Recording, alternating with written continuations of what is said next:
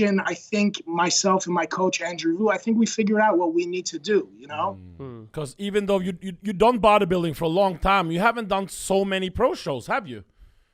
So I'm a bodybuilder at heart, but I turned pro. I was a pipsqueak. I was small and I wasn't big enough to bodybuild.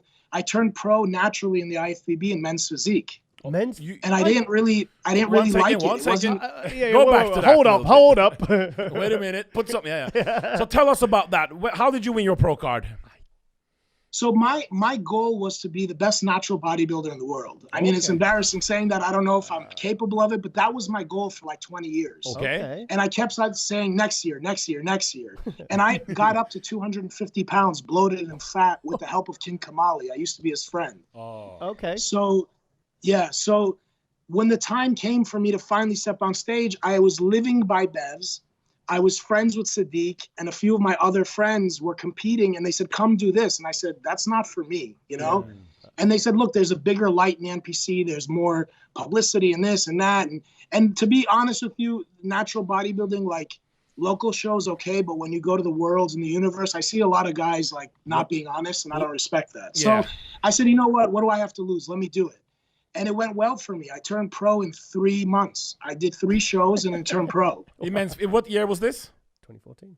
2014. The men's physique were obviously not as good as now, though. So hang on a minute. 2 years later, you're getting second in the Classic Olympia.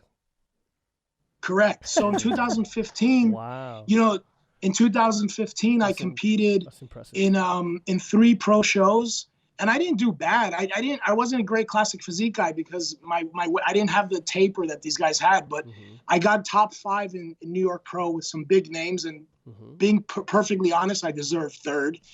And then I got 2nd in Puerto Rico, and I didn't qualify for the Olympia. Chase Savoy beat me. He's a good friend of mine now. Yeah. And then next year when Jim Mannion announced it, I mean, people are asking me, are you going to do it?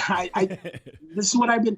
You know, I was bodybuilding for 26 years, or at that time, 24 years, not knowing exactly why I was doing it, and this is why. Wow. Well, you're competing naturally as a men's physique guy until you made the switch, or?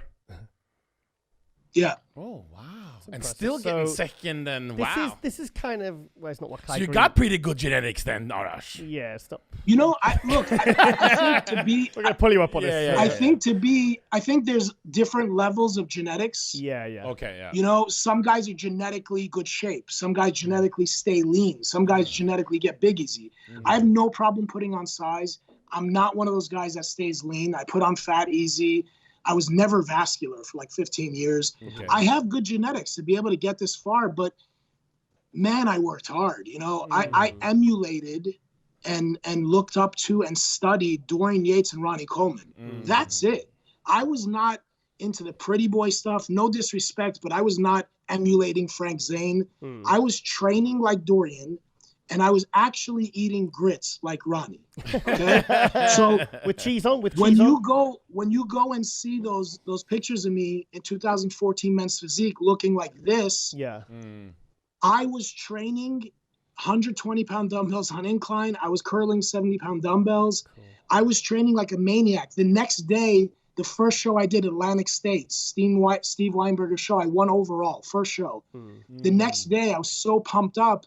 I ate a bunch of crap the night before. I was in the gym training, and there was 2 guys staring at me, and one of them was a photographer for one of the big magazines. Yeah, I'm not going to give them a plug here. And can if you want. And he came up to me. He's like, "We're trying to figure out, are you a middleweight or a lightweight?" I said, "I'm men's physique, man. You know." And they took a picture of me, and that's the first time I was ever in a magazine. Oh wow! Okay. Yeah, and I was 34 years old. Okay. That's pretty special because it shows you that there's a lot of people like you around the world probably who's lived the lifestyle for a long time, who's just not in the culture or is not into the scene. And I trained 15 years before I competed. 15 years, literally 5 days a week, 6 meals a day for 15 years. So you're a lot of people do that. You're inspiration for a lot of those guys, Arash. It's good to hear. You know, it's if you can do it. I appreciate that. Yeah. Look, who does that? Like, who does that? What you just said, 15 years. Not many. I'm not saying the guys that are listening shouldn't compete until 20 years. No. You don't have to do what I did, but just understand what I did to get where I am. Yeah. Dorian Yates. Are you guys ready for this? Dorian Yates doesn't have great genetics. He has good genetics.